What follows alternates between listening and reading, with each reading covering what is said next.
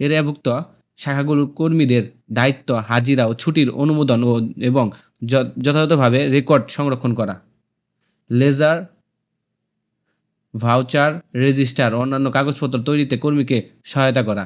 দৈনিক, সাপ্তাহিক, মাসিক, বার্ষিক প্রতিবেদন সহ MIS এবং AIS প্রতিবেদন অনুযায়ী তৈরি করা এবং চাহিদা মোতাবেক প্রধান কার্যালয়ে প্রেরণ করা। বাজেট, তহবিল ব্যবস্থাপনা এবং কার্যকরী ঋণ বিতরণ পরিকল্পনা তৈরিতে সহায়তা করা।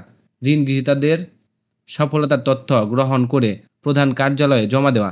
স্থায়ী পর্যায়ে সমস্যাসমূহ সমাধানে আগ্রহী ভূমিকা পালন করা। নীতিমালা অনুযায়ী শাখায় বিল, ভাউচার সহ অন্যান্য বিষয় অনুমোদন করা।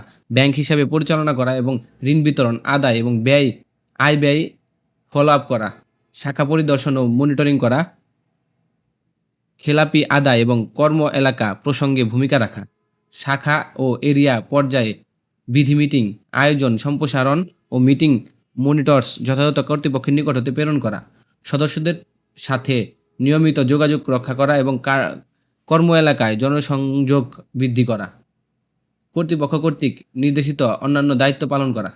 বেতন ভাতা, মাসিক বেতন ভাতা স্থায়ীকরণের পূর্বে 40,000 টাকা এবং স্থায়ীকরণের পর সংস্থার বেতন কাঠামো মোতাবেক 45,000 থেকে 47,000 টাকা।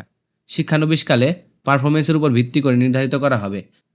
মাসিক মোবাইল ভাতা, মোটরসাইকেল জ্বালানি ভাতা ইত্যাদি বেতনের অন্তর্ভুক্ত নয়। অন্যান্য সুবিধাদি: চাকরি স্থায়ীকরণের পর সংস্থার পলিসি অনুযায়ী স্থায়ী বেতন কাঠামোতে অন্তর্ভুক্ত করা হবে।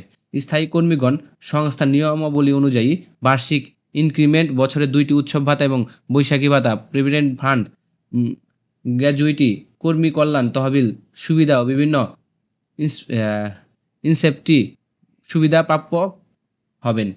আবেদনের নিয়মাবলী: আগ্রহী প্রার্থীদেরকে লিখিত আবেদনপত্র, জীবন বৃত্তান্ত, সচল মোবাইল নম্বর এবং ইমেল অ্যাড্রেস সহ জাতীয় পরিচয়পত্রের কপি, ড্রাইভিং লাইসেন্সের কপি, সকল শিক্ষাগত সার্টিফিকেটের কপি, অভিজ্ঞতা ও ট্রেনিং সার্টিফিকেটের কপি এবং 2 কপি সদ্য তোলা পাসপোর্ট সাইজের ছবি, রঙিন ছবি। আবেদন আগামী 20/2/2025 তারিখের মধ্যে নিম্নবর্ণিত ঠিকানায় ডাকঘরের কুরিয়ারের মাধ্যমে পাঠানোর জন্য অনুরোধ করা হলো। ইমেল প্রেরণের ক্ষেত্রে অবশ্যই উল্লেখিত ডকুমেন্টের স্ক্যান কপি পাঠাতে হবে।